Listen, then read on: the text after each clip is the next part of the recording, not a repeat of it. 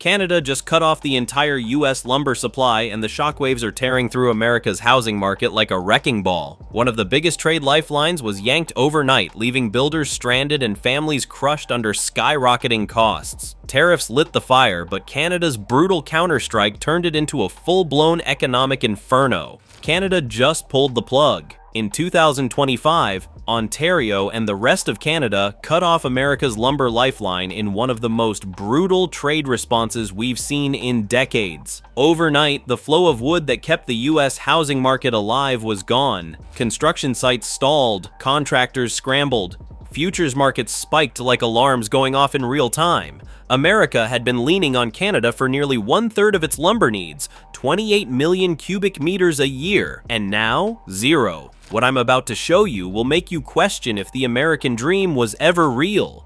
This wasn't some tantrum, it was the product of months of rising tensions. On February 1st, 2025, Washington hiked tariffs another 25%, stacking on top of the existing 14.54%. Then came July 25th, the US Commerce Department locked in a fresh 20.56% anti-dumping duty. A week later, August 1st, the hammer fell. No loopholes, no wiggle room. Canadian lumber companies were suddenly facing 35–40% in total duties. It wasn't policy, it was a baseball bat across the face of cross-border trade. Here's where it gets worse. Washington thought Canada would cave. They thought wrong. In DC, officials assumed Canada would grumble, maybe file a WTO complaint, but keep shipping. That was the miscalculation of the century. Ottawa wasn't bluffing, and Ontario wasn't about to bleed itself dry so American homebuyers could have cheap 2x4s. When the US doubled down, Canada weaponized the one thing the US couldn't live without: lumber. And what Canada did next flipped the script completely. Ottawa didn't just cut supply.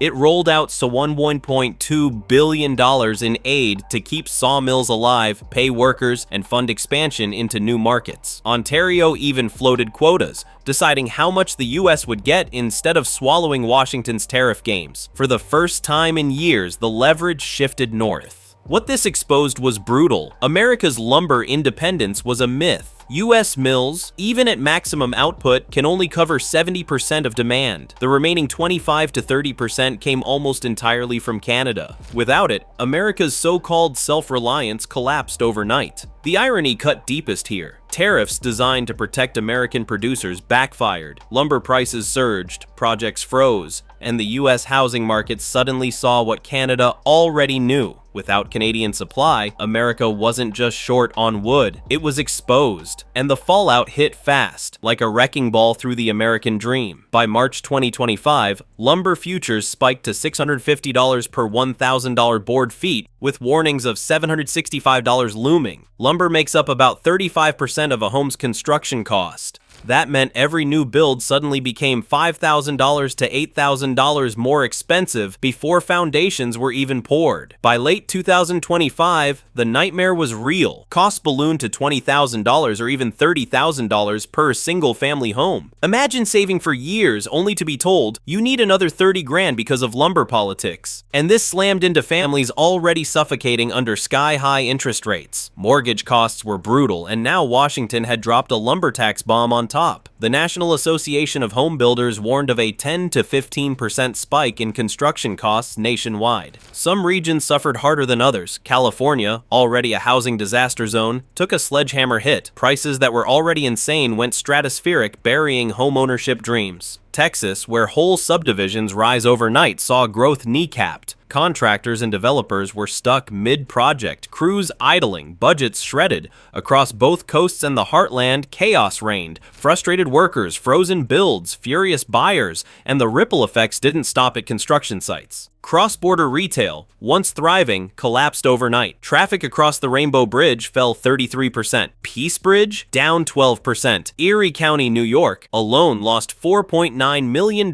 in tax revenue in a single month. That's not a blip, that's potholes unfilled, schools cutting corners, and public services bleeding dry. North of the border, Canada didn't sulk. They pivoted hard. Instead of dumping raw logs like the 1950s, they climbed the value chain, engineered wood, prefabricated modules, cabinets, furniture, products that sold for more, dodged many tariffs, and reshaped their industry. Since 2020, Canada's processed wood exports had already risen 12%, while raw lumber exports shrank. That was no accident, it was strategy. Why sell sugar when you can sell gourmet chocolate? Same raw material, far higher margins, fewer headaches. And Canada didn't stop there. It built a new future. Exports to Asia Pacific and Europe surged. China, South Korea, Japan, all eager to snap up what Washington tossed aside. Canada wasn't just surviving, it was thriving, transforming from one customer dependency to a diversified powerhouse. While American families scrambled for an extra $30,000 to afford homes, Canada leveled up, new markets, stronger industries, and a smirk. Washington, meanwhile, was left with angry builders, furious buyers, and a housing market on life support. That's not competition, that's checkmate. Ottawa even rolled out legal cannons, filing CUSMA challenges against Washington's anti-dumping orders. And when tariff math got ugly, Canfor slapped with 41.67%, Tolko 30%, West Fraser 16.5%, Canada didn't flinch. They called it a measured defense. Translation, you tried to crush our workers. We're not letting it happen. Washington failed to grasp how fast Canada could pivot. While US politicians gave speeches, Canada rerouted 28 million cubic meters to Asia and Europe. That wasn't just agility. It was a masterclass in trade strategy, and the message was brutal. You're not our only customer anymore. The US had spent years bragging about independence, but when the Canadian tap shut, that independence collapsed like a rotten deck. America leaned on Canada the way a broke college kid leans on instant noodles. Cheap, reliable, always there. Then one day the shelves went empty. No backup plan. You can't just grow forests overnight. Lumber takes decades, not days. This isn't fast food. You can't order 1 million cubic meters on Monday and expect it Friday. Washington's tariffs ignored that reality, and the result was devastating. By the time the sawdust settled, the scoreboard was clear. Canada walked away with new markets, stronger industries, and leverage. Washington walked away with spiraling costs, furious homebuyers, and a reputation for shooting itself in the foot. That's the chessboard. And Canada? They weren't playing defense. They were playing to win.